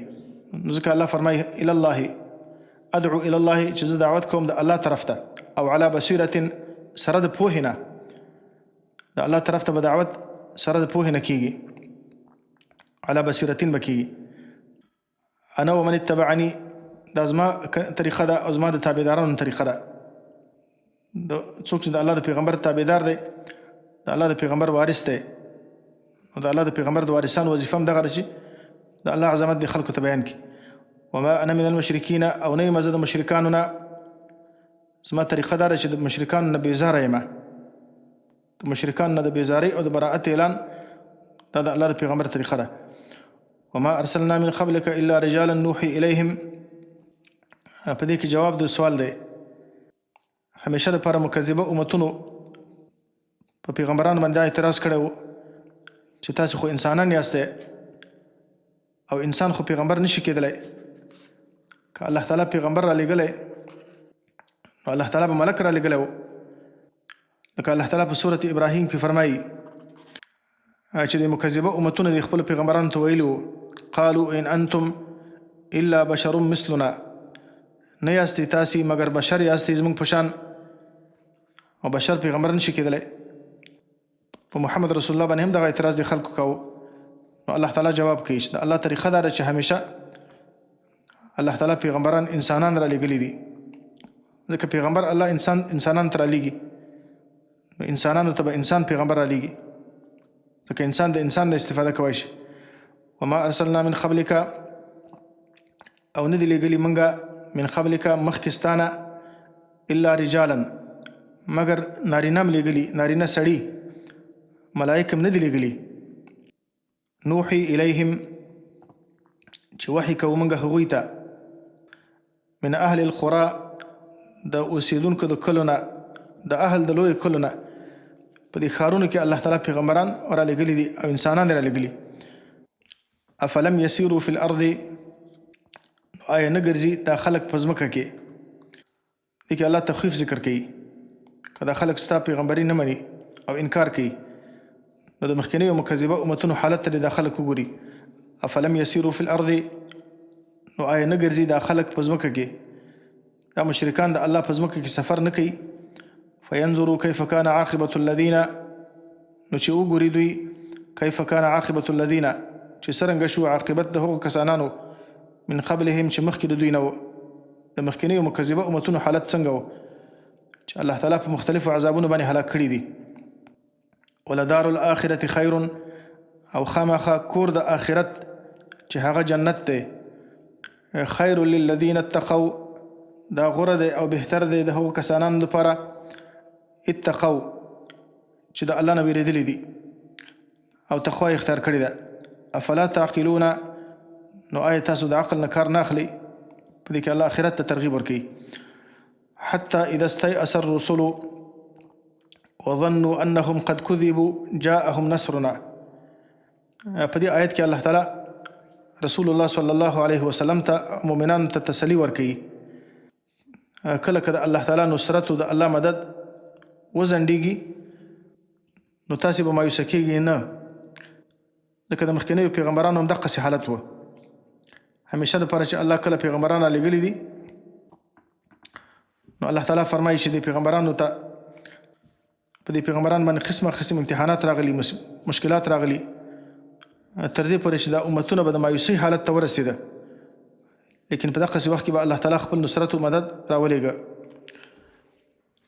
او دا آیت د معنا په لحاظ باندې په قرآن کریم کې یو سخت آیت دی حتی اذا استيأس الرسل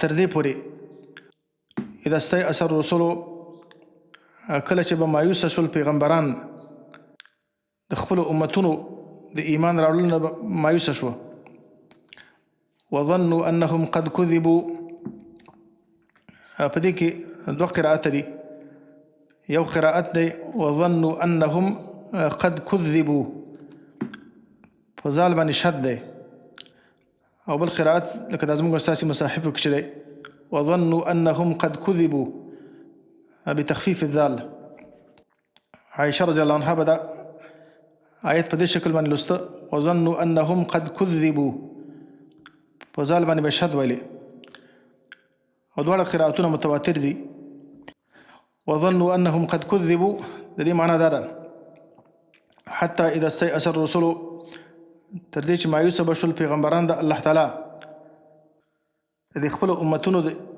مکذبونو د ایمان راوړلو به مایوسه شوه وظنوا او ګمان به وکړه د پیغمبرانو انهم قد كذبوا چې یقینا هغوی قد كذبوا چې د هغو تکذیب به وشي د هغوی د امتونو د خوا نه جاءهم نصرنا نو په دې وخت کې به راغی هغوی ته زموږ مدد او دا تفسیر عایشه رضی الله عنها کړی دی عروه رحمه الله چې د عایشه رضی الله عنها خوریه دی د دې آیت باره کې د عایشه رضی الله عنها نه پوښتنه وکړه نو هغې ورته وویل چې دا قد کذبو دی د ځال په شد باندې بیا عروه ورته وویلې دلته خو الله فرمایي چې وظنوا انهم قد كذبوا او ګمان وکړه پیغمبرانو چې د هغو تکذیب وشو او د پیغمبرانو خو یقین و چې د مکذبینو د هغو تکذیب کړی دی نو څنګه الله تعالی وظنوا وویلې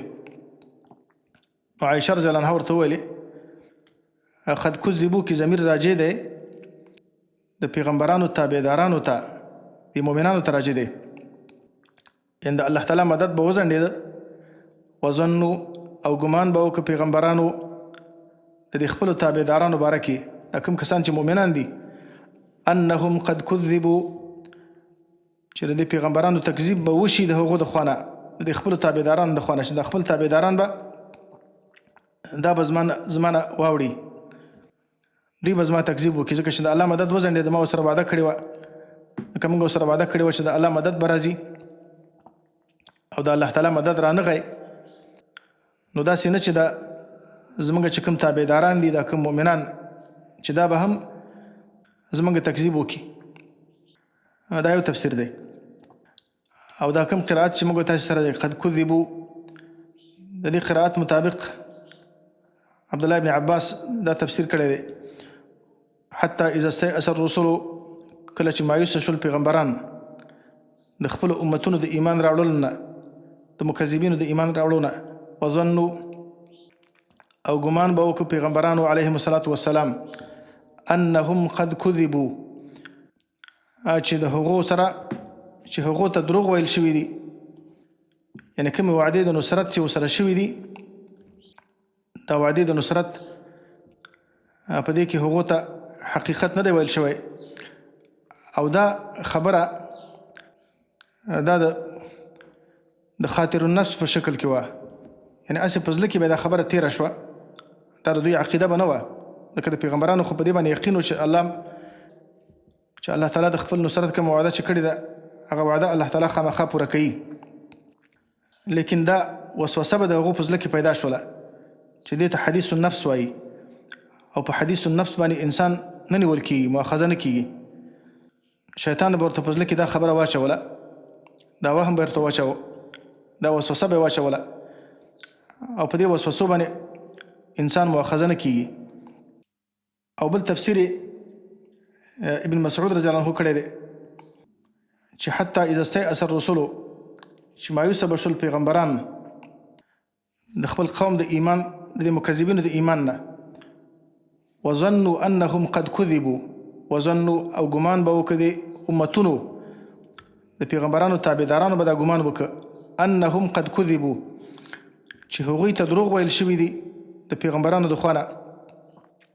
پیغمبرانو چې کومې وعدې ورسره کړې وې چې د الله مدد به راځي، نو دا مدد به داسې وځنډېده تر دې پورې چې د مؤمنانو به دا ګمان وکړه، هغو ته په زړه کې دا وسوسه واچول شوه چې پیغمبرانو چې کومې وعدې موږ سره کړې وې چې د الله مدد به راځي، چې دا وعدې حقیقت نه وي، نو داسې د مایوسۍ حالت ته به ورسېده. نو په داسې وخت کې به د الله مدد راغی.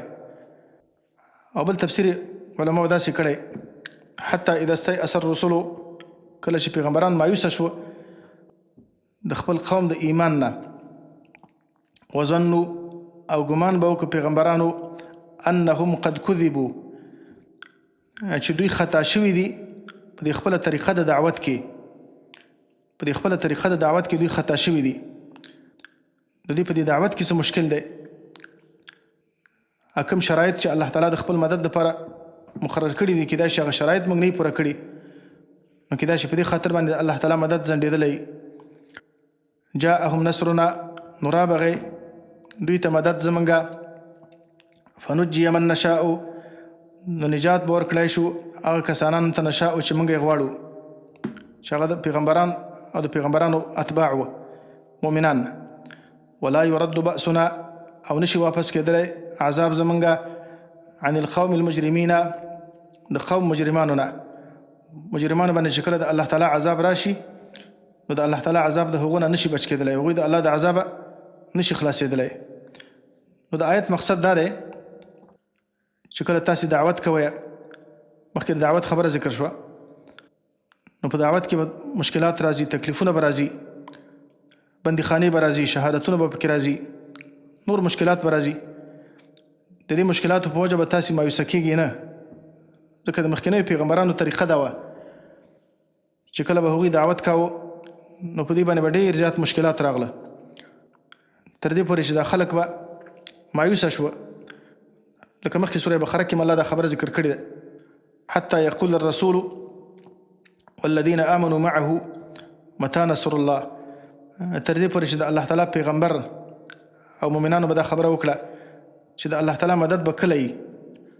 نو الله فرمایي چې الا ان نصر الله قریب، نو په دغسې وخت کې به الله تعالی خپل مدد راولېږه، نو تاسې به مایوسه کېږئ نه.